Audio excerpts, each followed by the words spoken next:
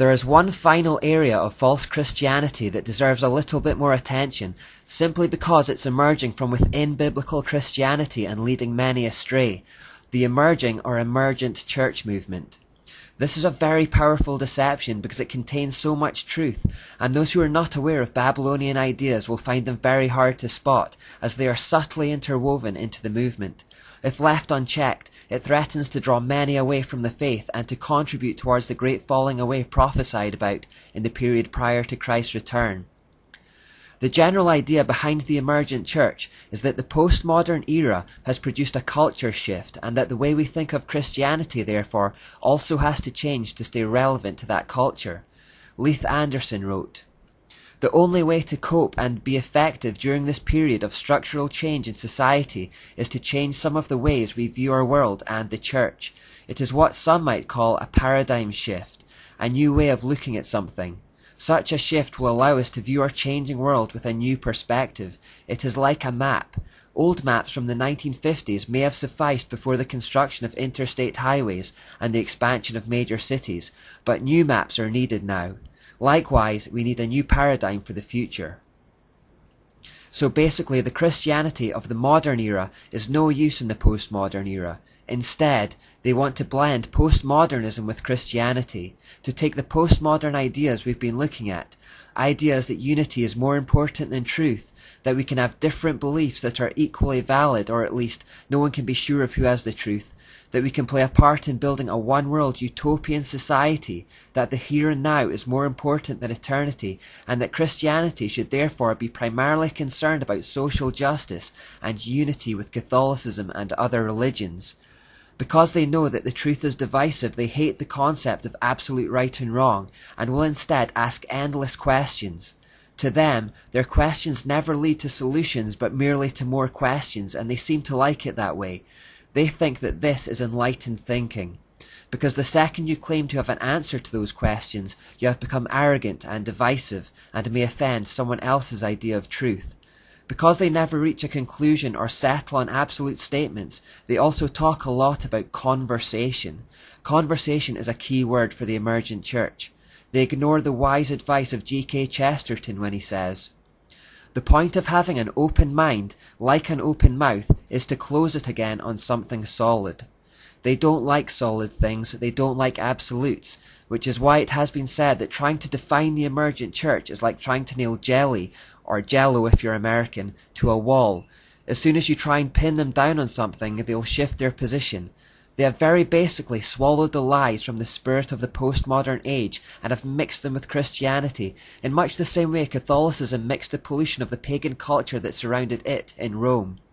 Catholicism partly did this to make the Christian message more palatable to the pagan culture, and the emergent movement is doing much the same thing, watering down or removing the truth altogether to create unity with the world.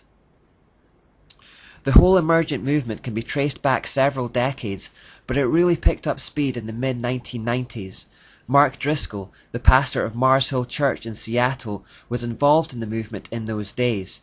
He says, "In the mid-1990s, I was a young church planter trying to establish a church in the city of Seattle when I got a call to speak at my first conference.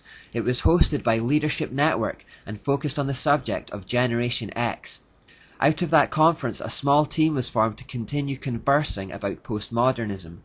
By this time, Leadership Network hired Doug Pagitt to lead the team and organize the events. He began growing the team, and it soon included Brian McLaren. Pagitt, McLaren, and others such as Chris Say, Tony Jones, Dan Kimball, and Andrew Jones stayed together and continued speaking and writing together as friends. That team eventually morphed into what is now known as Emergent." Those are just some of the names you'll hear, along with the likes of Rob Bell and Tony Campolo, amongst others, and they are unfortunately accepted and promoted in many evangelical circles. Hopefully this study will have allowed you to see clearly how Satan is using this as part of his agenda. Here are some quotes. Tony Jones said, "Emergent doesn't have a position on absolute truth, or on anything for that matter. Do you show up at a dinner party with your neighbours and ask, what's this dinner party's position on absolute truth?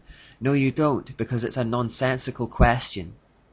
Tony Jones again said, "This is actually about changing theology. This is about our belief that theology changes, the message of the gospel changes. It's not just the method that changes. So instead of the biblical truth changing our culture, his idea is that culture should change the biblical truth. In fact, he doesn't believe that the Bible has any objective truth at all.